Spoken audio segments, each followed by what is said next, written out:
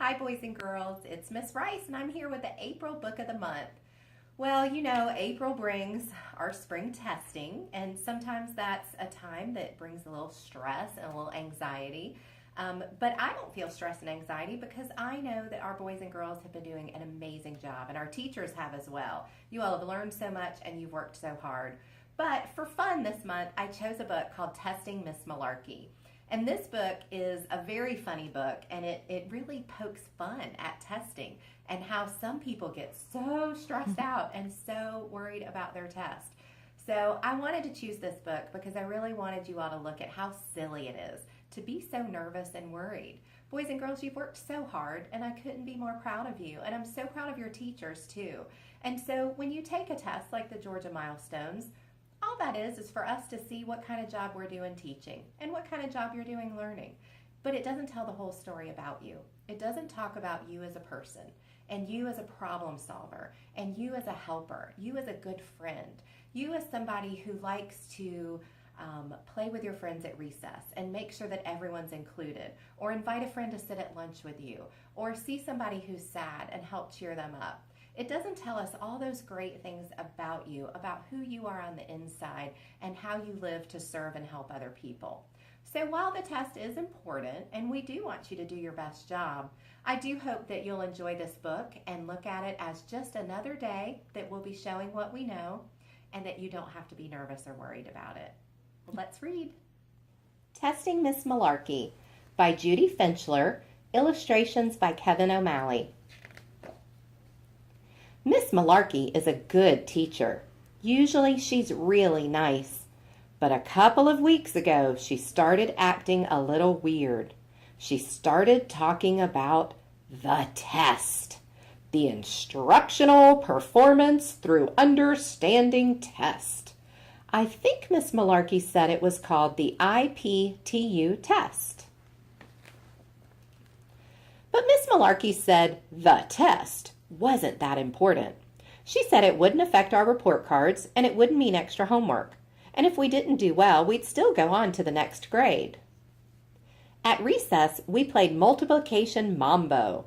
Each class got new CD-ROMs called There's Something About Decimals. After lunch, we played funny phonics. Miss Malarkey said you never know what's going to be on the test. The closer we got to the test day, the weirder things got. When I brought the attendance sheets to the office, I heard Principal Wiggins yelling about pencils. "This is the test! I want the good number 2 pencils, not the kind with the crumbly erasers, and I will personally make sure they're all sharpened perfectly." The cafeteria lady, Mrs. Slopdown, took away the potato chips and served only fish. In art, we each made posters about the test. Mrs. Magenta also showed us how to color in all those little circles they put on tests. During gym, we didn't play baseball or even exercise. Mr. Fit Enough said we had to prepare our minds and bodies for the test. We also learned something about meditating and about something called yogurt. Like I said, things were getting pretty weird at school. I got to thinking the test was sort of important. Even my mom knew about the test. When she read me my bedtime story, I had to complete a worksheet and give the main idea before I could go to sleep. Mom started making me eat a really big breakfast. For lunch, she packed me a Power Bar 2000. When I got to school, I traded Adam for a fat-free bran muffin. He traded with Hannah for a baggie of carrot sticks. Hannah didn't want the Power Bar, so she asked her best friend Meredith if she would trade for her apple. Somehow, someone must have wanted the apple, and I'm not sure what happened, but I had the Power Bar 2000 again. One night, Mom took me to a PTA meeting. The man was there talking about the test. He wasn't a teacher or a parent or even the principal, but whoever he was seemed to think the test was very important, and so did the parents.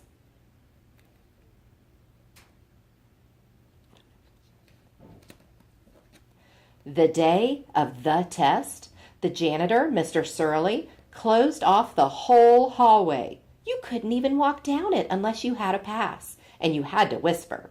Miss Malarkey had to whisper the secret password to Mr. Surly before she could go to room 10.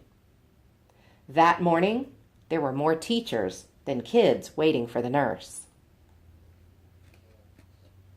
Miss Malarkey's job was to hand out the number 2 pencils and the scratch paper. She looked like she didn't get enough sleep. Principal Wiggins was keeping the time. We couldn't even touch the test until he waved the flag. When it was time to start, he waved the flag so hard, something happened to his hair. The test took forever. It took 2 whole days. My friend Carmen got in trouble for not using his scratch paper the right way. I thought his Ninja Warrior looked pretty good, though. Miss Malarkey caught Barry with his baseball cards. Morgan got a stomachache and had to go to the nurse.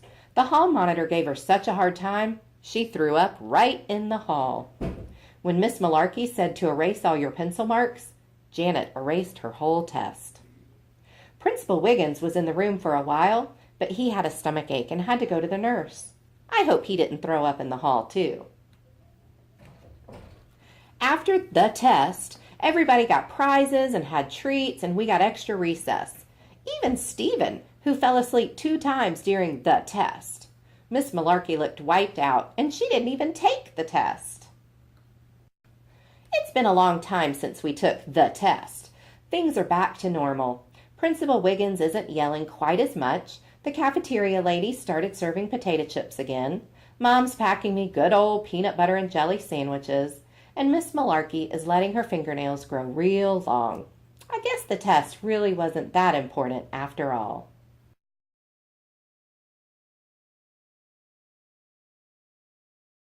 Boys and girls, I hope you enjoyed the book, Testing Miss Malarkey. It was quite funny, wasn't it? How crazy some of the teachers and even the principal got thinking about the test. Well, I can promise you that Miss Rice is not going to get crazy about the test. As I said, this is just another day and another chance for you to show what you know.